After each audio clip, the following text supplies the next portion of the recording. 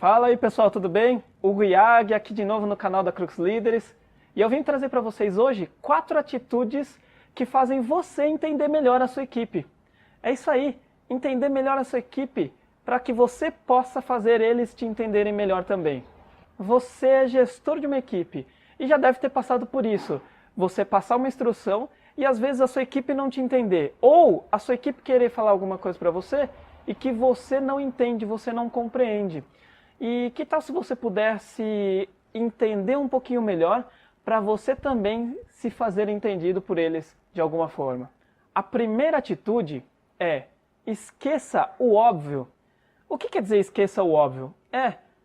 Já passou pela sua cabeça que muitas vezes acontece alguma coisa de errado e você fala assim, mas eu não falei isso para ninguém, por quê? Porque isso é óbvio. Será que era tão óbvio se o outro lado não entendeu e fez de uma forma diferente? Então, sempre que acontece isso, pare e pense um pouquinho. Será que aquilo é óbvio para todo mundo?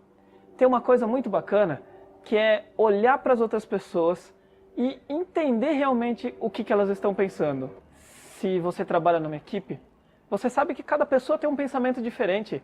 Na sua casa, no seu círculo de amigos, é a mesma coisa. Cada pessoa tem um jeito de interpretar o mundo de uma forma diferente.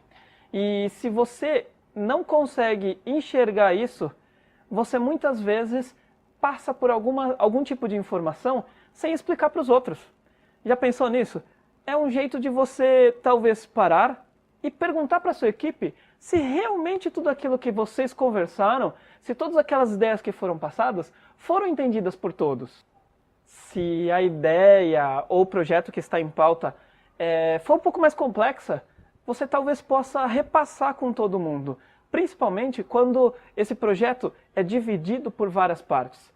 Então, que tal você repassar com cada um para que eles digam qual é a tarefa que eles devem realizar, de forma rápida, sucinta e direta? Para ajudar nessa questão, eu vou falar para você a segunda atitude que pode contribuir. E essa atitude é: o mapa não é o território. Você já deve ter ouvido falar sobre o mapa não é o território. E o que significa?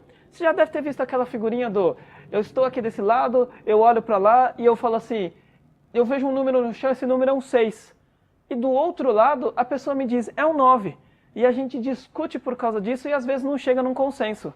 E o que talvez você pudesse entender é, primeiro, entra no mapa daquela pessoa, entra no mundo daquela pessoa, vai lá para aquele lado e tenta enxergar o que ela está vendo ali. Será que ela está vendo a mesma coisa que eu realmente? Uma vez que você entrou no mapa dela e entendeu o mundo dela, traz ela para o seu mundo e traz ela para a sua realidade. Veja se ela consegue enxergar as coisas como você enxerga também. E talvez, algumas vezes, você mude a forma como você enxergava aquilo para ampliar o seu conhecimento. O território permanece o mesmo, o número não mudou. Mudou a posição, o prisma pelo qual você estava olhando e entendeu de uma forma diferente. Talvez você possa pensar que cada um teve uma experiência na vida e essa experiência faz de nós pessoas que olham para as coisas de formas diferentes. A terceira atitude é: respeite a velocidade das outras pessoas. Você já deve ter percebido isso também. Não estou falando nada muito diferente, mas talvez você deva só olhar um pouquinho mais com calma para isso. E é falar assim, algumas pessoas têm uma velocidade um pouco maior do que das outras. Não porque eu sou menos capacitado ou sou mais capacitado, e sim porque entendemos as coisas em velocidades diferentes. Para algumas pessoas, poucas informações são suficientes para entender alguma coisa.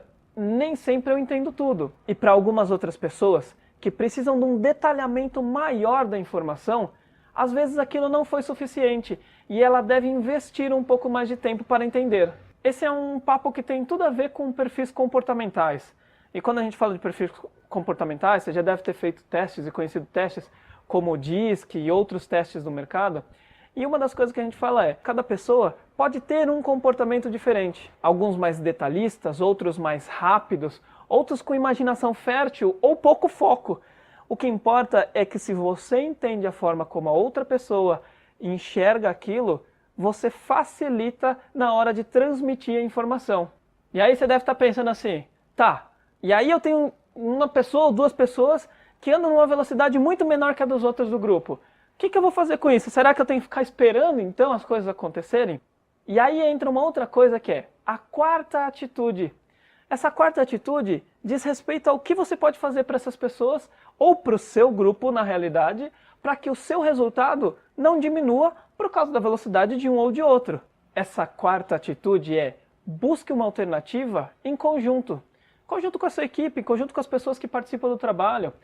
Se você buscar uma alternativa, isso pode contribuir, para as pessoas entenderem que elas são importantes e muitas vezes se esforçarem mais para darem uma velocidade um pouquinho maior, e até mesmo para que a equipe não sinta tanta velocidade de uma pessoa em decorrência da outra. Existe prazo para tudo na vida.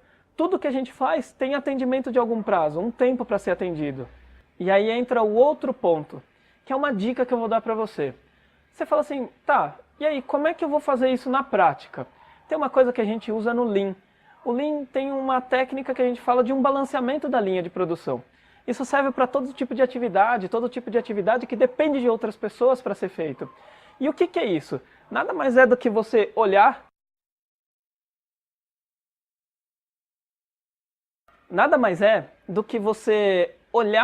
para quanto tempo as pessoas levam para realizar cada tipo de atividade dentro do processo que tem, ou no seu departamento, ou na empresa inteira.